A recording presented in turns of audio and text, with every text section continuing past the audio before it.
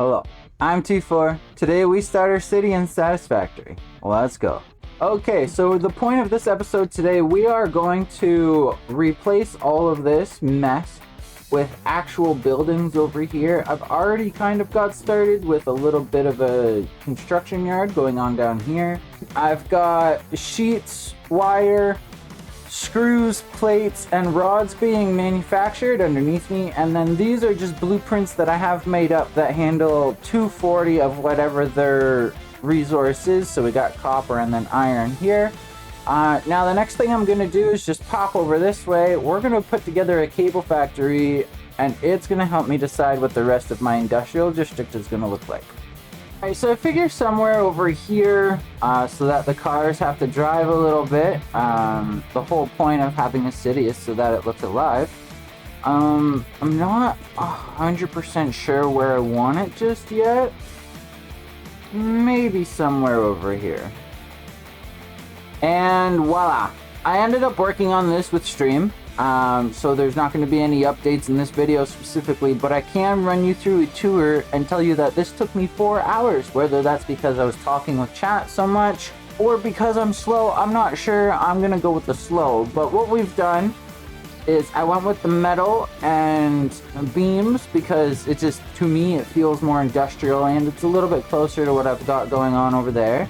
And then as we get inside, you can see I've got a truck station on either end.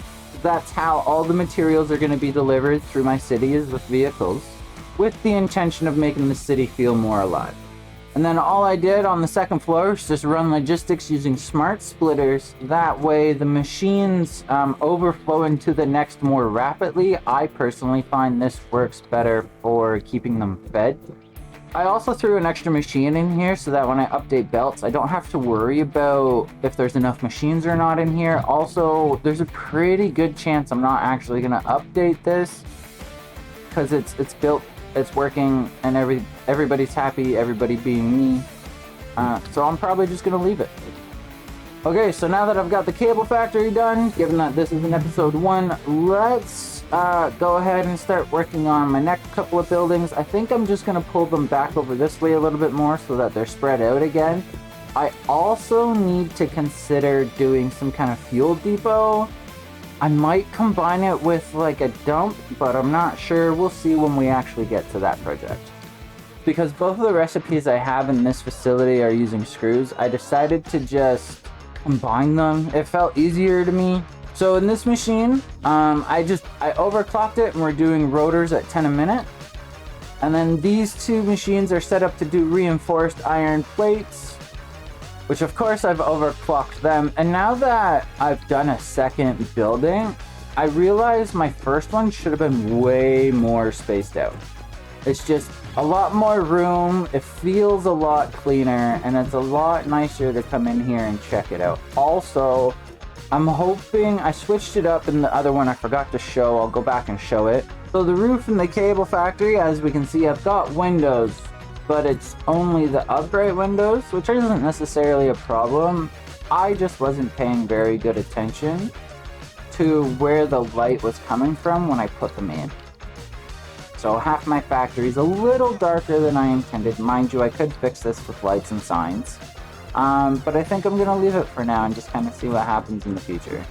But as you can see, I'm going for a different window style on the ceiling just to see if it helps with the lighting at all. I like the effect. It also feels a little more industrial to me. It just makes me think of all the Batman style warehouses that he used to beat up all the criminals in.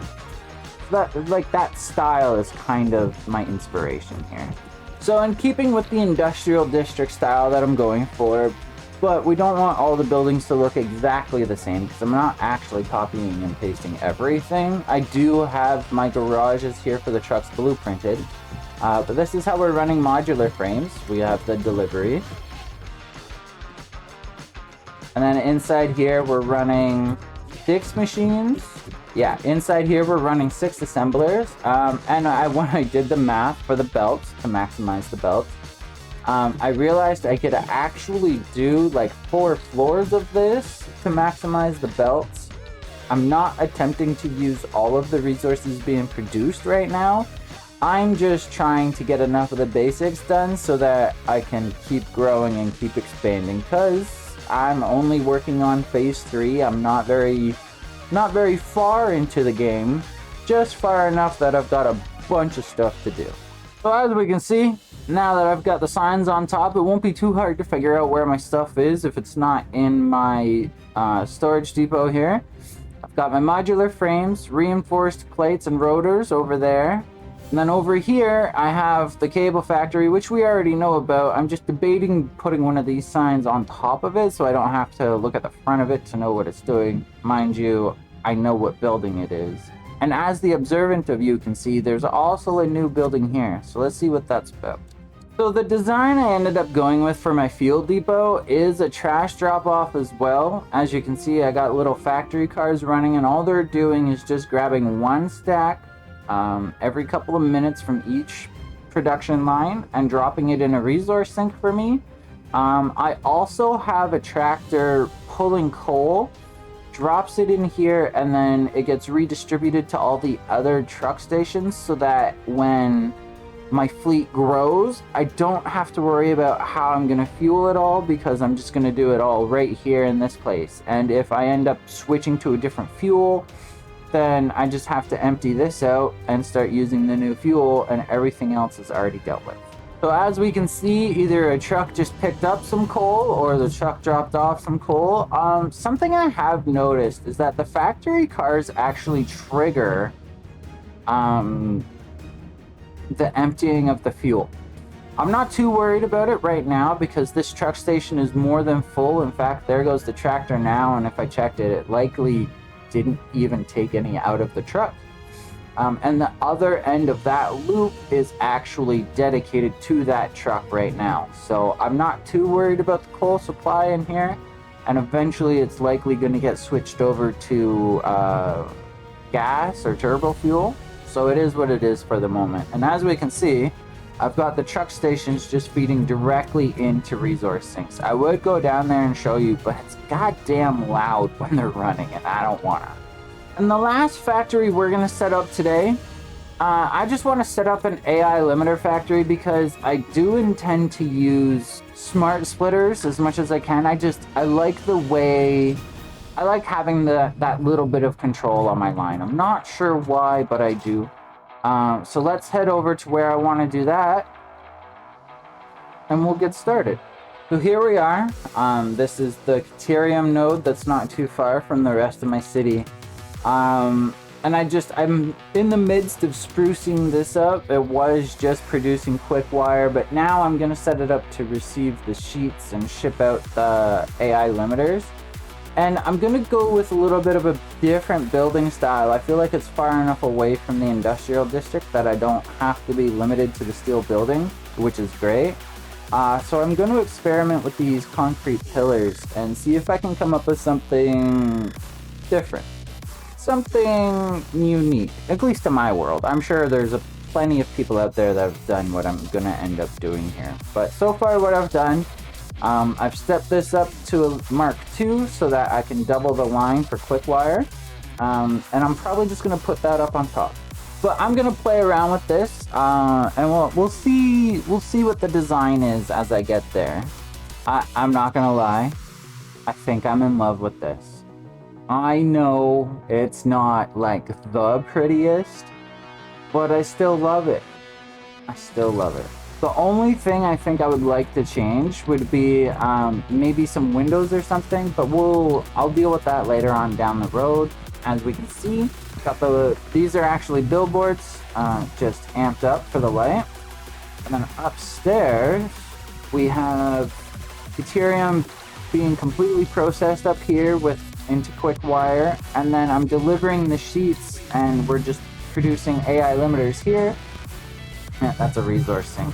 Anyways, a fairly simple setup, and then again more billboards as lights. I went with purple just to be a little bit different for the technology. I don't know, I didn't want it to be plain lights in here. I wanted it to be just a little bit different. But with this being done, quick wire, AI limiters, and the other work I've done, I get to start deleting my starter factory, which is so exciting for me. I love deleting the starter factory.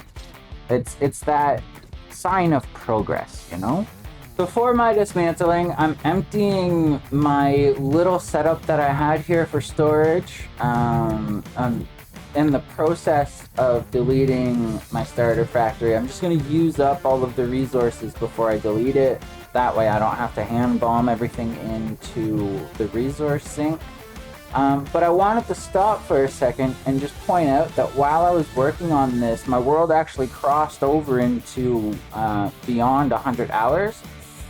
So for anybody out there who is just getting into Satisfactory or thinking about getting into Satisfactory, keep in mind this game takes time. I'm 100 hours in. Granted, I'm not the most efficient Satisfactory player. But the game takes time, the worlds take time, buildings take time. But for me and those like me and those who play this game, the payoff comes from when you turn on your factories and they're working and everything is going the way you wanted it to. You've done your math properly, you've done your power properly, and you just have this beautiful production line, beautiful whatever it was you were attempting to achieve, working the way you wanted it to. And for others, the satisfaction comes from fixing the things that are going wrong. Everybody's got their own reasons. I just wanted to point out that I'm 100 hours in and I'm still only on phase 3. Mind you, I'm not pushing to progress far because I want to make sure I have everything being produced before I move on.